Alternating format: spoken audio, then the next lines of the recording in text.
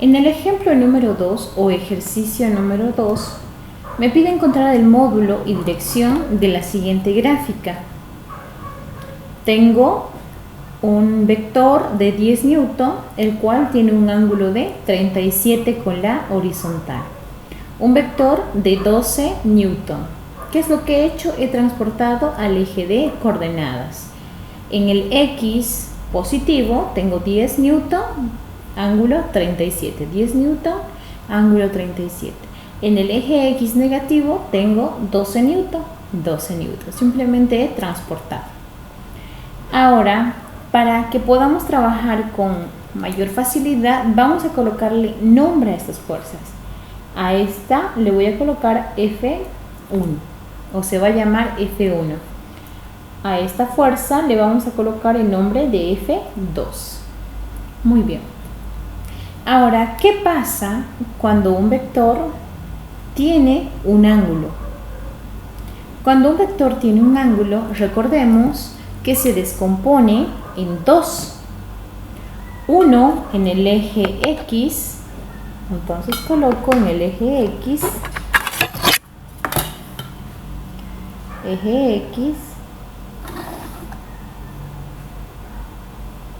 y otro en el eje Y.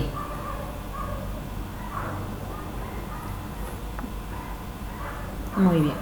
Ahora, ¿cómo se van a llamar estos vectores? Se va a llamar, como depende de F1, entonces se va a llamar F1X.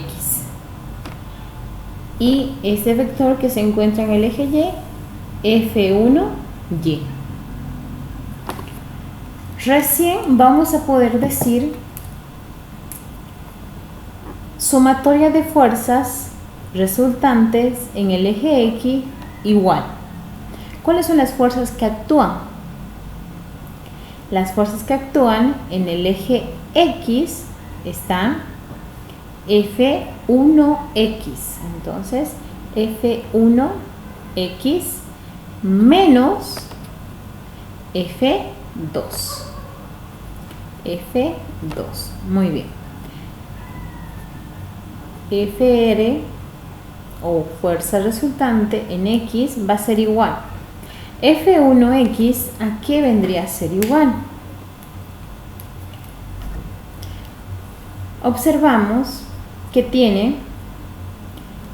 vendría a ser F1X, vendría a ser el cateto adyacente, el ángulo y la hipotenusa. ¿Qué función trigonométrica correspondería? La función coseno. Entonces, F1X va a ser igual a F1 por coseno de 37. ¿De dónde salió F1 por coseno de 37? Vamos a trabajar aquí de manera auxiliar para calcular F1X. Lo primero que vamos a hacer es observamos. Tengo la hipotenusa, cateto adyacente y el ángulo. ¿Qué función trigonométrica corresponde? Habíamos indicado la función coseno. Entonces voy a decir coseno de 37 igual cateto adyacente sobre hipotenusa. El cateto adyacente vendría a ser F1X. La hipotenusa vendría a ser F1.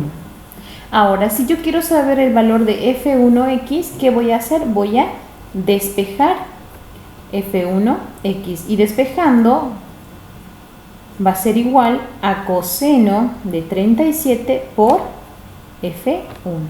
Es de ahí de donde sale el valor. ¿Ya? Continuamos. Menos F2. Ahora, lo que vamos a hacer es reemplazar los valores. Y tengo la fuerza resultante, va a ser igual F1, su valor 10, ¿no? F1, su valor 10. 10 newton por coseno de 37. Menos F2, su valor vendría a ser 12. 12 newton. Ahora sí, voy a introducir esos datos a mi calculadora y voy a obtener el resultado. Coloco 10 por coseno de 37, cierro paréntesis, igual menos 12. Y vendría a ser el resultado de menos 4,01 newton. La fuerza resultante entonces sería menos 4,01 newton. Ahora, ¿qué sentido tendrá esta fuerza resultante? ¿Positivo o negativo? Aquí claramente me da el signo negativo, iría hacia la izquierda. Y listo.